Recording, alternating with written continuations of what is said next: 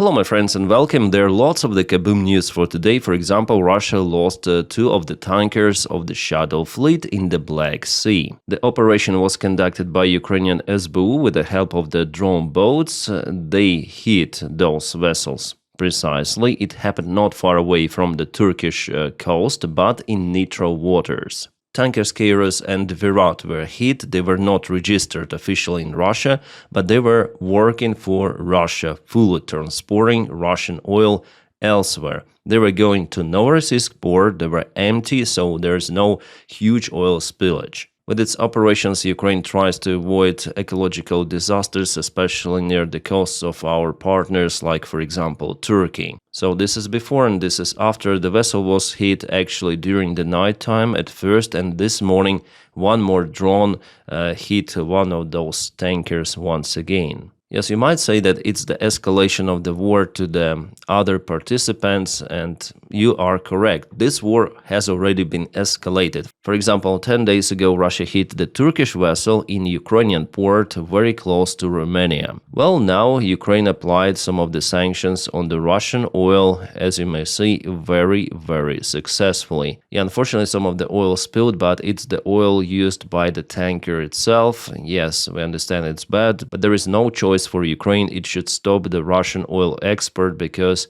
that is how Russia obtains money for its military. Yeah, one of the ships was definitely damaged significantly. Tanker Virat also sustained the damages. There was no fire, as you may see on this one, but there are lots of the holes. You can see those a little bit above the water line. That what kept this vessel floating. And again, it tells the tankers were empty. They were going to Novorossiysk for refueling. By the way, the port of Novorossiysk was also hit yesterday by Ukraine. Well, what can I say here? Judging on those damages, it seems like those tankers are in a way more robust compared to the Russian military ships. But the other tanker, as you can see, it wasn't that like it. All of the construction was cancelled by fire, including technical compartment. All of the compartments of the ship, it is no-go, it will be scrapped. The crew of one of the vessels declared Mayday, so emergency situation. It was shown in one of the Turkish TV shows. 1-4, east, I need help. Drone attack. Drone attack. Please help.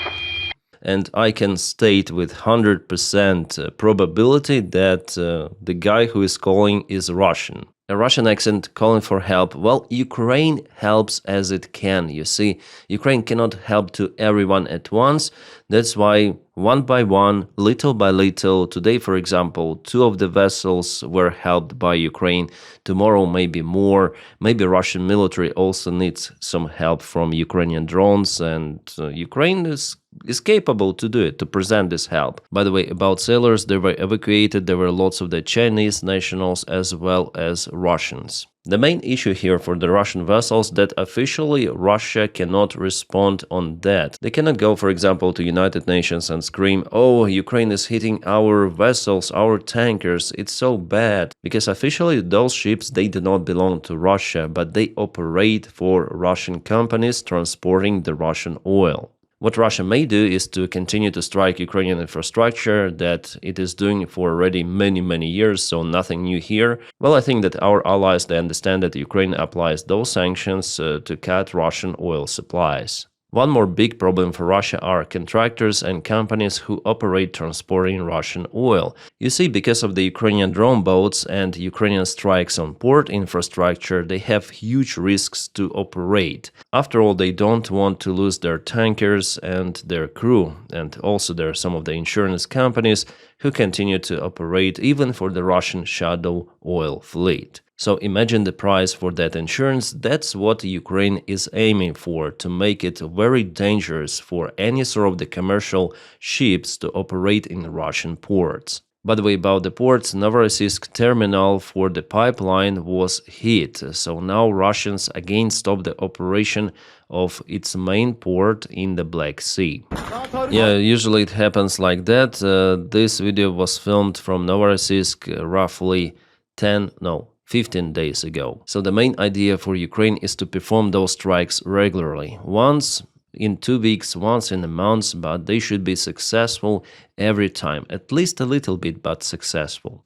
That's the Russian oil refinery Afimsky, one of the biggest ones in Russia. It was yesterday visited by Ukrainian drones. As usual, there are lots of the videos published by eyewitnesses. At first there was small flame, but later on it started to spread around the facility. So it's understandable that with disruption of the Russian refinery and oil distribution capabilities, Russian economy doesn't obtain enough funds. And to get the money for its army and military, Russia even started to sell gold. I got this information from you, my friends, from my followers in the comments. Thank you for putting attention on that. So Russia's central bank started selling physical gold from reserves. It is not the gold from the sovereign wealth fund. There's not enough gold. They start to just sell the gold from the central bank, the gold which is used to maintain ruble as a currency. So even though now the Russian economy is more or less floating, but it may decline very rapidly in the coming years. But so far, even with selling gold, Russia is preparing for the long-lasting war. For the next year, it's going to be a record military budget for Russia. The documents have already been signed. According to it, Russia will spend $166 billion for the war against Ukraine. 166 billion.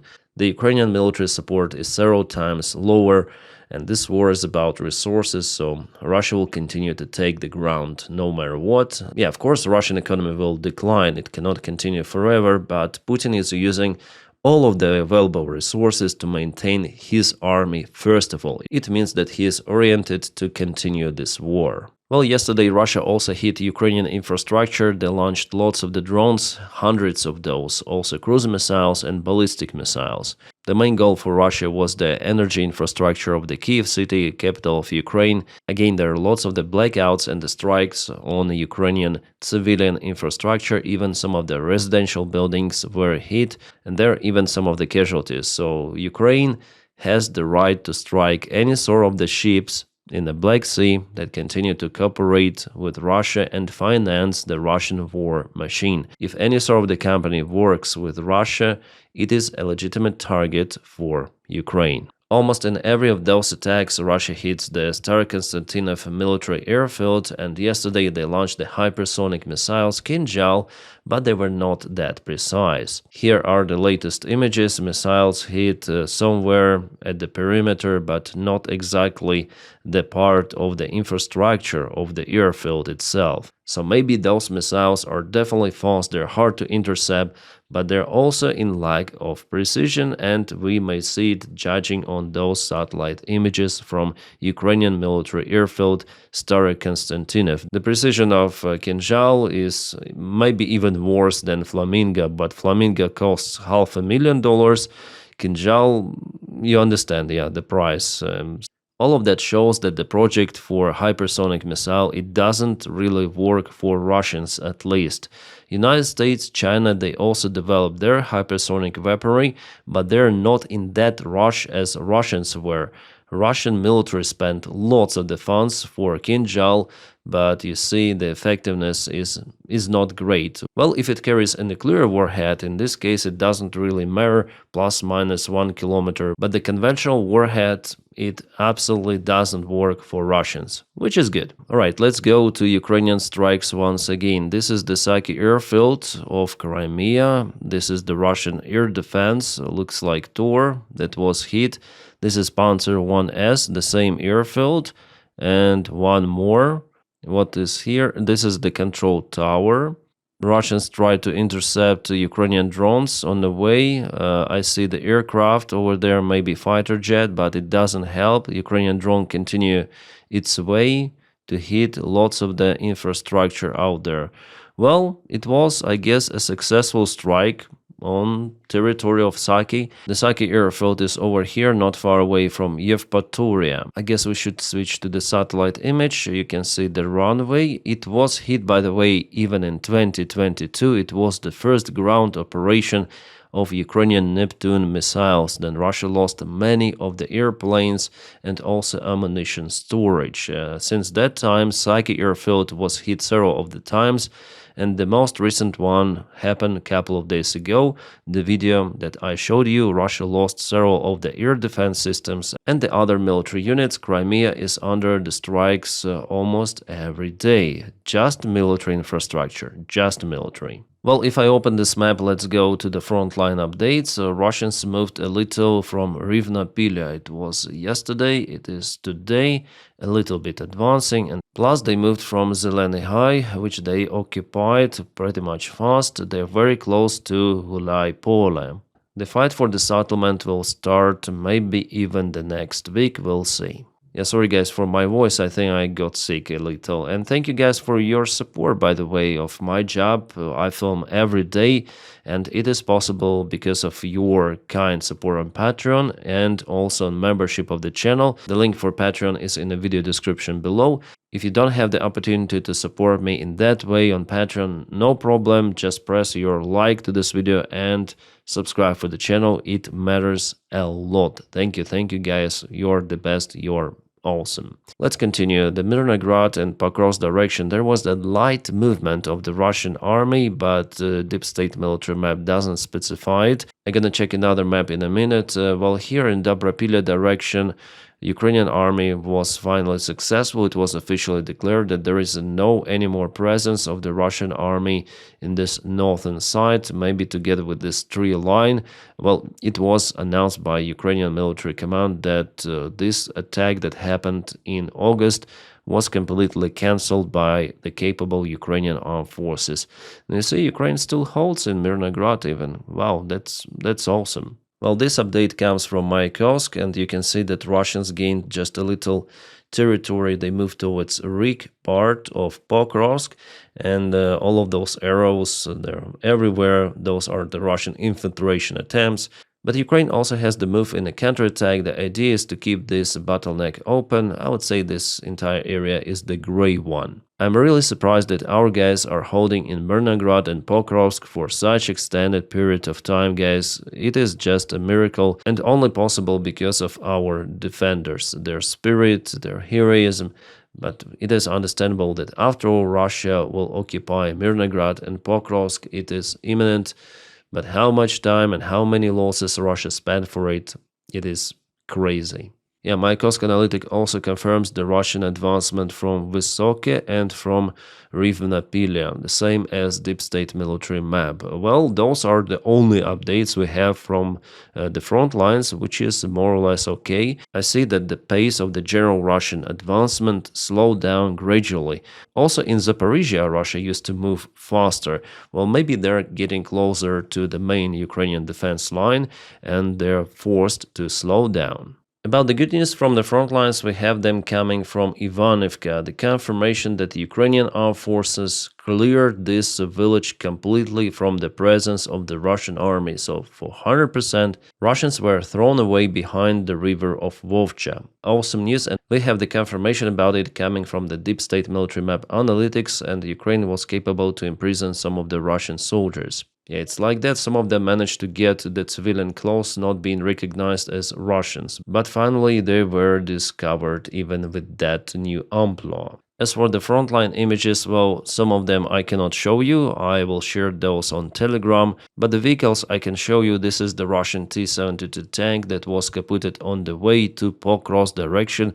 It was hit kind of far away behind the front lines, at least 10 kilometers. So Russians are unable even to reach their own positions. In Pokrovsk, they're being kaputted on the way. Yeah, as for the infantry images, I cannot show you, but those are the plans created by Ukrainian drone strikes. Russians are trying to cross those rails in Pokrovsk itself. Yeah, Russians also operate behind those rails, but just occasionally. They cannot deploy their forces fully. Even before the rails, it's the problem. But in the northern side, it's almost impossible for them to stay for a long time because they're being identified and hit by Ukrainian drones. A very unique video was shared from the front lines. This is the Ukrainian drone platform equipped with the Browning M2 machine gun, and it was capable to stop the Russian MTLB vehicle. Here is the vehicle.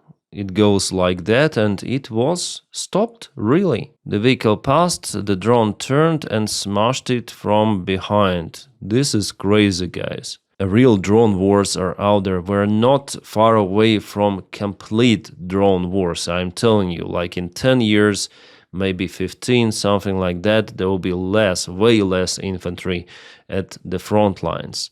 Guys, there were some other news, but I don't want to make this particular video very long. I'm tired, I need to sleep. So about political stuff and those negotiations, I'm gonna speak tomorrow, okay? Also with Frontline update, Kaboom update, I hope as usual. And we also gonna look through the international affairs, but long story short, no surprise, Russia wants just to continue the war. Donald Trump doesn't see it, he wants to make business as usual, and this story never ends. There's lots of the talking around peace deals, peace plans, negotiations, but you know what is happening, yeah? Russia has increased its military budget for the next year gradually. It doesn't want to stop, absolutely. And for Ukraine, it's important to keep its country sovereign, independent. Yes, Russia will push Ukraine harder than this year, but I think Ukraine may handle it after all. And the yesterday's news about Yermak, that he was dismissed, it is really encouraging for Ukraine, for Ukrainian people, and even for military. There are so many positive comments about it. So I'm very happy about possible transformation for good in Ukrainian government and in Ukraine as a country.